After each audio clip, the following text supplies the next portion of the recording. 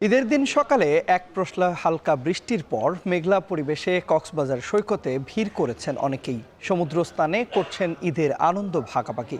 বিস্তারিত জানতে চাই এবং একই সঙ্গে আপনাদেরকে এই মুহূর্তে নিয়ে যেতে চাই কক্সবাজার সমুদ্র সৈকতের সুগন্ধা পয়েন্টে। যুক্ত আছেন সহকর্মী মন্তোষ বেদজ্ঞ।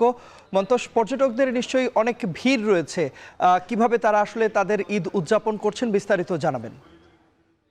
হয়ে রয়েছে এবং ঠান্ডা বাতাসও রয়েছে। এরকম একটি পরিস্থিতিতে ঈদের নামাজ আদায়ের পর অনেকে সৈকতে আসতে শুরু করেছেন এবং আমরা দেখছি যে সৈকতে বেশ লোকজনের উপস্থিতি রয়েছে। তবে এখানে মুসলিম সম্প্রদায়ের লোকজনের পাশাপাশি এখানে হিন্দু সম্প্রদায় সহ নানা ধর্মের মানুষের আসলে সমাবেশ ঘটেছে এই সৈকতে। আমরা দেখছি যে তারা অত্যন্ত আনন্দমুখর একটি সময় এখানে কাটাচ্ছেন। সব মিলে একটি আহ ঈদের যে রং সেটি এখানে সব ধর্ম বর্ণ মিলেমিশে আসলে সবার মাঝে ছড়িয়েছে সেই কথাটি বলা যায়। এখনো আমরা দেখতে পাচ্ছি পুরো সৈকতের, আমরা এই মুহূর্তে সৈকতের সুগন্ধা পয়েন্টে আছি। সৈকত জুড়ে আসলে মানুষের উপস্থিতি রয়েছে। তবে হোটেল মালিকদের সাথে আমরা কথা বলেছি, তারা যেটি বলছেন যে ঈদের ছুটিকে কেন্দ্র করে যে হারে পর্যটক আসলে সমাগম হওয়ার কথা, তত সংখ্যক আসলে পর্যটক সমাগম এখন পর্যন্ত হয়নি। তবে আগামীকাল থেকে পর্যটকদের কক্সবাজারে আসার যে হার সেটি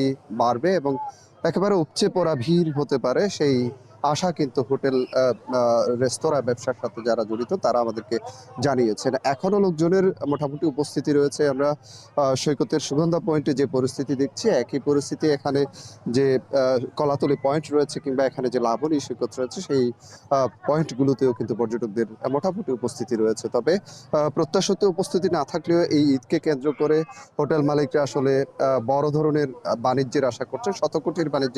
শত কোটি টাকার বাণিজ্যের আশা তারা করছেন বলে আমাদেরকে জানিয়েছেন। এই জন্য কিন্তু পুরো রমজান মাস জুড়ে তারা এই হোটেলগুলো, রেস্তোরাঁগুলো কিন্তু সংস্কার কাজও করেছেন এবং তাদের যে কর্মী তাদেরকেও প্রশিক্ষণ কিংবা তাদের নতুনভাবে নিয়োগের অনেক বিষয়ও কিন্তু হয়েছে এই পর্যটক সমাগমকে কেন্দ্র করে। এবং এরপর থেকে মূলত আরো পর্যটক সমাগম ঘটবে। মূলত আগামী 23-24 তারিখ পর্যন্ত পর্যটকের প্রচুর চাপ থাকবে বলে তারা আশা করছেন এবং শত কোটি টাকার বাণিজ্যও তারা আশা করছেন। এবং যেহেতু এখানে পর্যটকদের চাপ থাকার যে আশা, সেই আশাকে কেন্দ্র করে কিন্তু এখানে জেলা প্রশাসন এবং ট্যুরিস্ট পুলিশের পক্ষ থেকেও ব্যাপক নিরাপত্তা ব্যবস্থা নেওয়ার কথা জানানো হয়েছে। জেলা প্রশাসন থেকে নির্বাহী ম্যাজিস্ট্রেট এখানে নিয়োজিত রয়েছেন 4 জন এবং এর পাশাপাশি এখানে ট্যুরিস্ট পুলিশের কয়েক স্তরের নিরাপত্তা ব্যবস্থা রাখা হয়েছে বলে তারা আমাদেরকে জানিয়েছে। আজকে সকাল থেকে আমরা যেটি দেখছি যে সকালে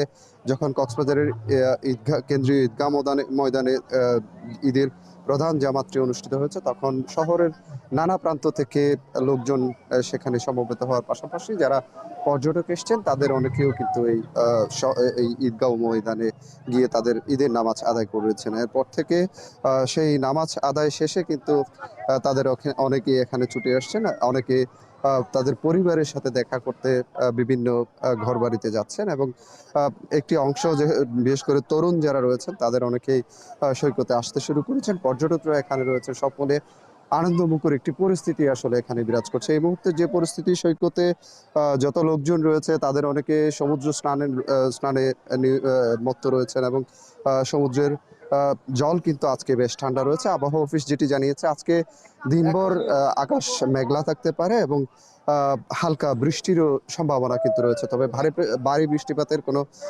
সম্ভাবনা নেই বলে জানিয়েছে আবহাওয়া অফিস। আজকে দিনভর যেহেতু আকাশ মেঘলা রয়েছে, এরকম ঠান্ডা একটি পরিস্থিতিতে কিন্তু পর্যটকরা এখানে নির্বিঘ্নে তাদের যে আনন্দ উদযাপন সেটি করতে পারবেন বলে তারা আশা করছেন। পর্যটকদের অনেকের সাথে আমরা কথা বলেছি, তারা বলছেন যে এই ধরনের ছুটি আসলে দীর্ঘ সময় পাওয়া তাদের জন্য, তারা যে শহুরে জীবনে থাকেন সেই শহুরে জীবনের যে একঘেয়েমি সেটি কাটাতে তারা এখানে ছুটে আসেন। সেই জন্য যে অবসরটি পাওয়া দরকার, এই ধরনের ঈদ বা পূজা পার্বণ, এই ধরনের যখন ছুটিগুলো মিলে সেই ছুটিগুলোতে তারা আসলে ছুটে আসেন পর্যটন নগরীর সৌন্দর্যের টানে। এখানে সমুদ্র সৈকত ছাড়াও যে পর্যটন স্পটগুলো রয়েছে, এখানে যেহেতু এই মুহূর্তে সেন্ট মার্টিন দ্বীপে যাতায়াত বন্ধ রয়েছে, সেটি বাদে এখানে শহরের পাশেই মহেশখালী দ্বীপ রয়েছে। সেই দ্বীপের যে আদিনাথ মন্দির, সেই আদিনাথ মন্দির সহ এখানে যে কক্সবাজার টেকনাফ মেরিন ড্রাইভ সড়কের যে দর্শনীয় স্থানগুলো রয়েছে, বিশেষ করে এখানে ইনানি থেকে শুরু করে হিমছড়ি, দরিয়ানগর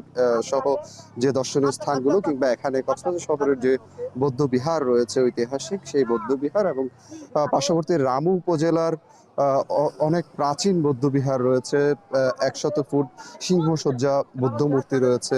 এইসব স্থানগুলোতেও কিন্তু পর্যটকদের আনাগোনা রয়েছে। পাশাপাশি রামুতে হিন্দু সম্প্রদায়ের একটি মন্দির রয়েছে, সেখানেও কিন্তু লোকজনের আনাগোনা কিছুটা বেড়েছে বলে তারা আমাদেরকে জানিয়েছে, এবং আগামীকাল থেকে মূলত পর্যটকদের চাপ, পর্যটকদের সমাগম আরো বাড়বে বলে তারা আশা করছেন। এখানে পর্যটন নির্ভর যেসব ব্যবসা প্রতিষ্ঠান রয়েছে, তারা যেহেতু পুরো রমজান মাস জুড়ে আসলে এক ধরনের প্রস্তুতি নিয়ে পর্যটক সমাগমের জন্য মুখিয়ে ছিলেন, এখনো তারা আসলে সেই আশায় মুখিয়ে রয়েছেন। এখানে পর্যটন নির্ভর ব্যবসা প্রতিষ্ঠানগুলোতে যেহেতু পর্যটকদের আনাগোনা বেড়েছে, তাদের ব্যবসা বাণিজ্য সামনের দিনগুলোতে আরো ভালো হবে, সেই আশার কথা তারা আমাদেরকে জানিয়েছে। একইভাবে এখানে হোটেল রেস্তোরাঁর সাথে যারা জড়িত রয়েছে, তারাও কিন্তু তাদের আশার কথা জানিয়েছেন। বিশেষ করে আগামীকাল থেকে যখন ব্যাপক পর্যটকের চাপ বাড়বে, সেক্ষেত্রে তাদের ব্যবসা বাণিজ্য আরো চাঙা হবে বলে তারা আশার কথা আমাদের জানিয়েছেন।